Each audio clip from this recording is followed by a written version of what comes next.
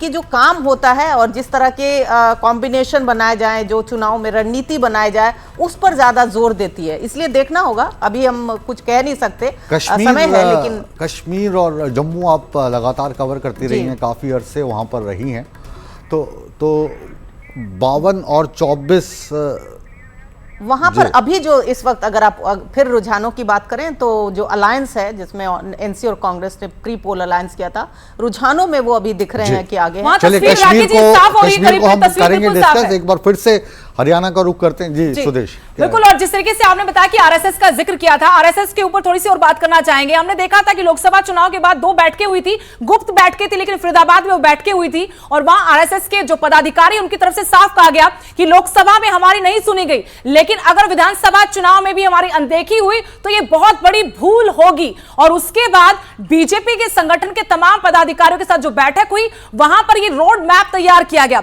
चुनावी बिसात बिछाई गई, चेहरे मोहरे तय किए गए और यह भी कहा गया कि कोई नाराज हो तो हो, लेकिन एंटी इनकम्बेंसी तोड़ने के लिए हमें बहुत सारे बड़े चेहरों की टिकट काटने पड़ेंगे। तो ऐसा ही हुआ भी, बागी हुए लेकिन टिकट कटे।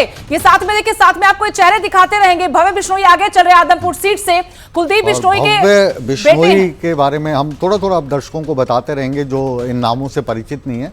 भव्य बिश्नोई जो है वो लगातार आगे चल रहे हैं, कुलदीप बिश्नोई के बेटे हैं। और पोते किसके हैं ये भी बता दीजिए, फिर अगला वो लेते हैं। पूर्व मुख्यमंत्री स्वर्गीय भजनलाल के पोते हैं और निर्मल सिंह मोहरा अंबाला शहर से आगे चल रहे हैं। कद्दावर नेता है, कांग्रेस में वापसी हुई है, टिकट भी दिया लेकिन बेटी को टिकट नहीं दिलवा पाए, आगे चल रहे। राहत की बात कांग्रेस के लिए, कुलदीप वत्स है बादली से, इस बार लगातार टिकट कटेगी और यहां से बजरंग पूनिया के नाम के बहुत चर्चे हुए थे, लेकिन बजरंग पूनिया कहीं और किसान विंग में सेट कर दिया गया। कुलदीप वत्स की नाराजगी कांग्रेस मोल नहीं ले सकती थी।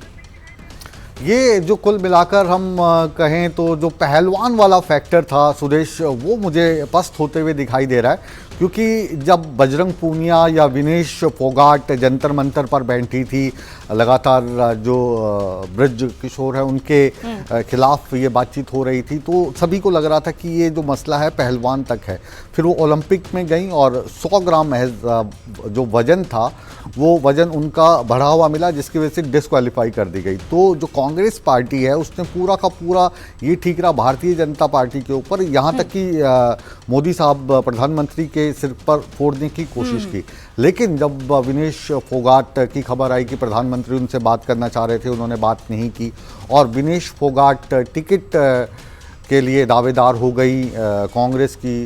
दीपेंद्र हुड्डा उनको एयरपोर्ट पे लेने जाते हैं, सवाल उठे कि विनेश फोगाट को ही लेने क्यों गए, वो नीरज चोपड़ा से क्यों नहीं मिले। तो ये सारी चीजें भूपेंद्र सिंह हुड्डा आपको दिखा रहे हैं, भूपेंद्र सिंह हुड्डा। लेकिन पहलवानों की आपने बात की थी तो भूपेंद्र सिंह हुड्डा की तस्वीरें कुछ कहेंगे तो वो भी सुनाएंगे आपको, लेकिन वो चेहरे पर खुशी, वो नूर नहीं है जो कल तक हमारे सहयोगी के साथ बैठकर जो 1 to 1 कर रहे थे। और लड्डू कहीं जल्दी तो नहीं मंगवा ले, हम बार बार कह रहे कि अभी क्योंकि टैली रुझानों में देखिए 52 तक पहुंच गए, हम अर्धशतक की बात कर रहे थे, ये तो 52 तक पहुंच गई है। तो मायूसी तो चेहरे पर है, जो कॉन्फिडेंस झलक रहा था। और मैं बार बार पूरे चुनाव प्रचार में एक बात बोल रही थी कि 2019 में कांग्रेस अंडर कॉन्फिडेंट थी, कहीं ऐसा नहीं कि 2024 में ओवर कॉन्फिडेंस की वजह से हाथ में आई हुई सत्ता खोना दे। अभी रुझान तो यही कह रहे हैं कि देखिए आप बहुत ओवर कॉन्फिडेंस में थे, आप पहलवानों के सहारे लग रहे थे। अगर आप 2019 की भी बात करें ना, तो जो 2014 वाली स्थिति थी वो 2019 में भी नहीं थी। 2019 में भी जब नतीजे आए थे तो आपको याद होगा कि सरकार भूपेंद्र सिंह हुड्डा की बनेगी या मनोहर लाल खट्टर फिर मुख्यमंत्री होंगे। लास्ट मोमेंट तक इस पे बहस चल रही थी और जब अनुराग ठाकुर दुष्यंत चौटाला को बैठाकर पहुंचे तब राजनेताओं की बॉडी लैंग्वेज बहुत कुछ कहती है। भूपेंद्र सिंह हुड्डा जिस तरीके से चलते हैं, जिस तरीके से भाव उनके रहते, आज वैसे हाव भाव नजर नहीं आ रहे, वो बॉडी लैंग्वेज नहीं है जैसा हम उम्मीद कर रहे थे कि आज इतना जमघट लगा हुआ है, समर्थक आए हैं, आपको सीधे सीधे कहा जा रहा है कि आप ही अगले मुख्यमंत्री होंगे। जो भीड़ है, जो जनाधार है, वो आपके वजूद की वजह से है। कार्यकर्ताओं से रूबरू तो हो रहे हैं, ये रुझान भी आप देखते रहिए, टैली वैरी कर रही है। हमें पूर्ण रूप से विश्वास है, हम जनता का निश्चित तौर के ऊपर धन्यवाद हमेशा करते आए हैं, चाहे रिजल्ट कोई भी हो, रिजल्ट कैसा भी हो, हम हमेशा धन्यवाद करते हैं, हम एक्सेप्ट करते हैं। हम दूसरी पार्टियों की तरह नहीं है कि हारें तो ईवीएम पे कसूर देंगे, जनता सर्वोपरि होती है, जनता का जो भी डिसीजन होता है हमें मान्य होता है, और जो हमें रिपोर्ट है उसके हिसाब से हम निश्चित तौर के ऊपर हरियाणा के अंदर तीसरी बार सरकार बनाएंगे, और जम्मू कश्मीर के अंदर भी हमारी सरकार बनेगी। सिंगल लार्जेस्ट पार्टी के रूप में हम 35 सीटें, लगभग हम 36 सीटें जीतेंगे, हमें पूर्ण रूप से विश्वास है। आश्वस्त हैं और कह रहे कि हम वो नहीं कि ईवीएम के ऊपर ठीकरा फोड़ दें। और हमारे हरियाणा से भी कार्यवाहक मुख्यमंत्री मुकेश जी लगातार बोल रहे थे कि ये कांग्रेस वाले आज जो कह रहे हैं कि 70 तक जाएगा जीत का आंकड़ा, प्रचंड बहुमत आएगा कांग्रेस का, वो ऐसा होगा कि 8 तारीख को ईवीएम के ऊपर दोष लगाएंगे, ईवीएम को गालियां देंगे। अभी रुझान तो यही कह रहे हैं बिल्कुल। कि इस यहाँ बार जो बहुत दूर है। भारतीय जनता पार्टी वाले थे, जब भी उनसे आंकड़ा पूछा जा रहा था तो वो आंकड़ा बताने को तैयार नहीं थे, और जो कांग्रेस वाले थे वो 70 से नीचे जाने के लिए इनकार कर रहे थे।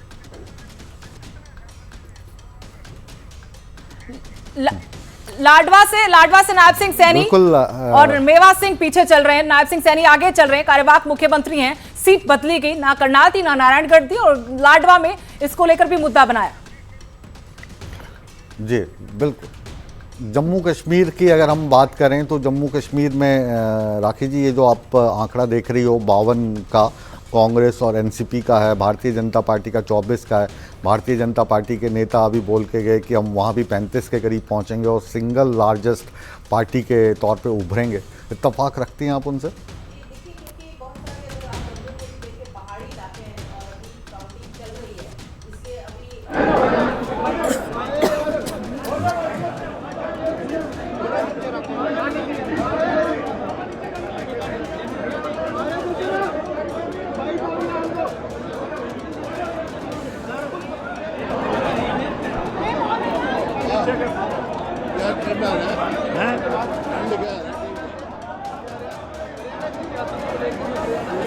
भूपेंद्र सिंह हुड्डा इस वक्त आप तस्वीरों में देख रहे हैं, और जाहिर है कि जो जमघट वहाँ पे लगा है मीडिया का, लोगों का, उनके चाहने वालों का, वो लगातार सबसे ज़्यादा इस वक्त